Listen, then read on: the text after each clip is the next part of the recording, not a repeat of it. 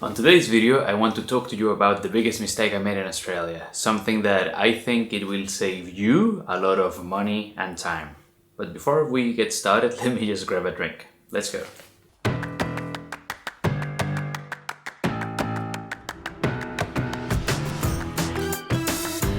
Okay, and what's the mistake, teacher? So it is very simple, not investing in my future in Australia. What do I mean by that? Just to give you a bit of context, right now I am an Australian citizen. I came as an international student. I then finished my bachelor's, then I did a bit more study, extended my visa with a graduate visa, and then eventually I applied for PR, or I should say I sent an expression of interest. I got an invitation, accepted the PR, and I then after a few years applied for citizenship, and then boom, now Australia is home. I made it, right? But in that story, it wasn't all, sunshine and rainbow, and it wasn't all smooth sailing, as we say. And I think like a big mistake that I made, now that I am here from the other side, now I'm filming this video telling you, oh, life is amazing. But there is a key thing, and this is something that I remembered when I talked to a student this morning. If we go back a few years, one of my friends who also became an Australian citizen, and he basically did the same thing as me. The only difference is, he's not Latino. The biggest difference is that this friend of mine, he told me, hey Emilio, I'm doing this professional year thing. I know you also want to do a PR. I know you're from Venezuela, blah, blah, blah. So you want me to send you the details? And I remember the first thing I asked him is, hey, how much? How much is the professional year? And then I think at the time it was around $10,000, right? So for an international student, or like for, let's say, young Emilio, that was a lot of money. Maybe for some of you it is, for some of you isn't. I don't know, let me know in the comments. Is $10,000 for a professional year, which is like a paid internship, is that a lot of money? Let me know, I read you in the comments. At the time, I was telling myself, I don't want to pay for an internship. That doesn't make any sense. I already finished my bachelor's degree. Why am I going to pay for an internship?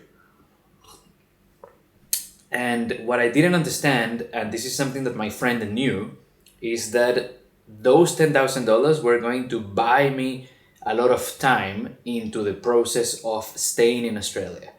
Because you know how I just told you that in my story that I finished up university, I extended my visa with a graduate visa, and then I studied something else. Well, in that part of the story, guess how much I had to pay?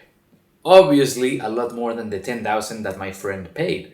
My friend basically did finish the degree, did the graduate visa, professional year, and I think he also did the NATI test.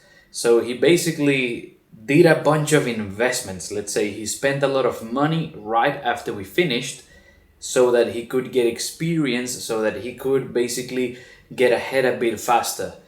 I was telling myself, I don't want to spend that money, Looking back, it would have been extremely hard, but I think I could have done it. I could have done overtime, or maybe ask friends or family, or I guess I would have found a way to get that money. But at the time, I was thinking, why am I going to pay for an internship?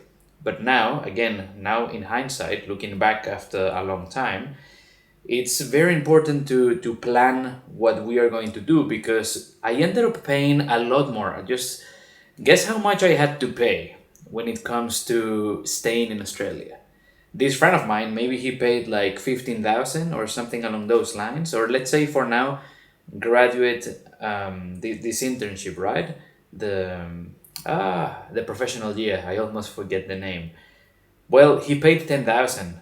I had to pay 25 just to do another course of study. It was either pay 25 or go back to your country.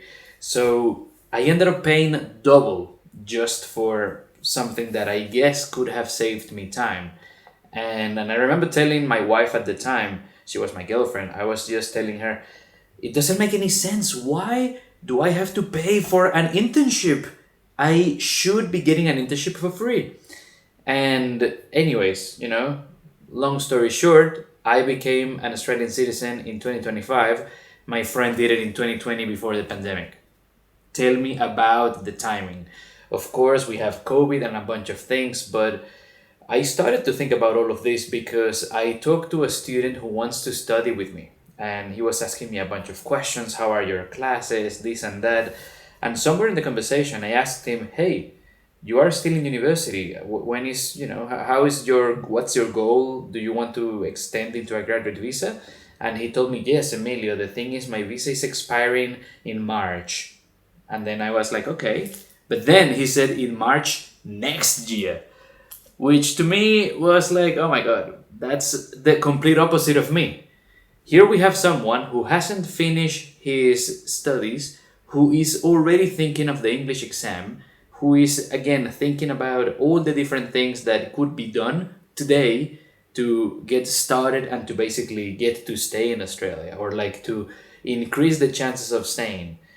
My biggest mistake was thinking, oh, paying $10,000 to do a professional year just for a few points is too expensive.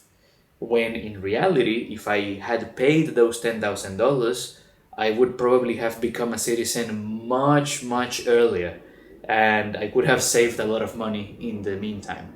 But of course, we learn from our mistakes, and here I am sharing this video with you because I don't know what it might be. Maybe for you, it might be talking to a migration agent. For you, it might be doing a course of study. For you, it might be, I don't know, maybe moving cities, or maybe doing something that today feels expensive. Sometimes we want to try to save money and we end up paying more in the end. I used to always think, oh, I'm just going with the cheapest option. I'm all about saving, saving, saving. And now I realize, especially when it comes to staying in Australia, when it comes to, let's say, increases our chances of extending visas and all these things, that the best thing we can do is to actually spend a bit more money to have that peace of mind and to increase our chances of doing well. And again, it could be, there are so many examples. I'll just tell you two to make this video not like a full podcast. But basically, there was a visa refused for whatever reason, right? Because I'm not a migration agent. I don't know why their visas got refused. But then they asked me, hey, should I get the translation with the NATI stamp or not? And I was telling them, just pay a bit more, get the NATI stamp, because you're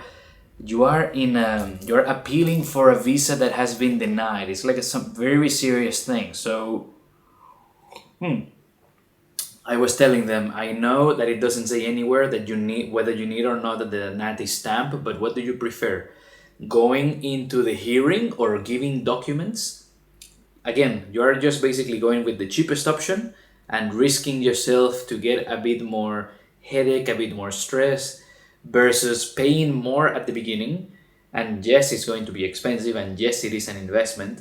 But then when someone looks at your documents, they go, yes, no worries, this is all good, check, check, check, boom, all done. And the same thing happened to me with other students or other people who messaged me. They sent me their IELTS and PTE scores, and then they say, Emilio, I think I'm doing PTE next week. And a part of me is like, please, look, don't do it, because you're not going to pass the test. I also booked IELTS just in case. I'm like, no, don't do that. Do whatever you can to reschedule your exams, because it's better to give yourself time. It's better to practice. And this person was all about the templates, the tricks, but just tell me what's the quick fix.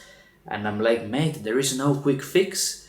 And sometimes, and I told him, maybe come, let's study together, this and that. It doesn't have to be only with me. You can go and study with someone else, but please study, please prepare yourself well. And this person, basically didn't do it and reached out to me back after 3 months to then tell me that he did the test, he did IELTS and failed, he did PTE and failed, and then he wanted now to take classes.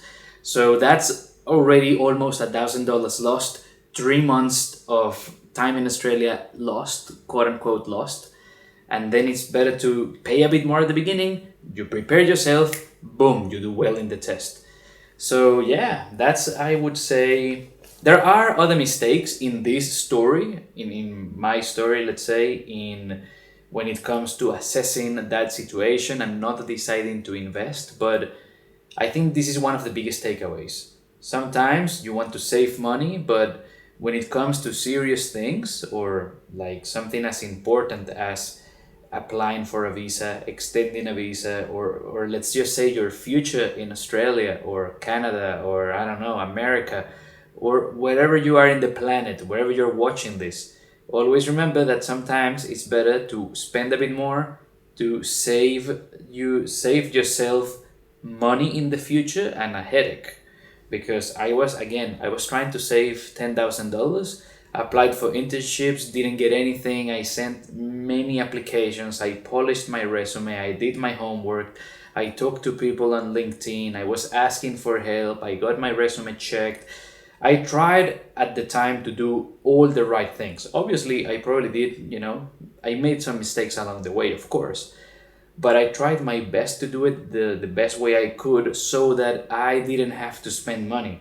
And sometimes maybe the way to go is just to spend a bit of money, to invest into that IELTS or PTE course, or to invest in that natty translation, so that you can, ensure that you're going to basically save money and time while you are doing that.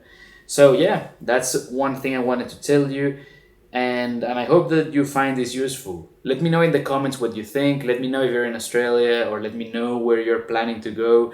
And also tell me if something similar happened to you. I hope I'm not the only one. I hope that this resonates with you, and if it does, this could be the sign for you to maybe spend that extra money to talk to an agent, to get some feedback, to basically, I don't know, start working towards that thing that you want, and then you don't leave it on the side because you want to save some money, because maybe if you do that, you're going to end up paying a bit more. If you like this video, don't forget to like it, don't forget to subscribe to the channel, but you will also really like this one right here, where I interviewed a migration agent and we talked about the best ways to stay in Australia, and I used a real life example from a former student. So it's right here, go and check it out. I'll see you in that video.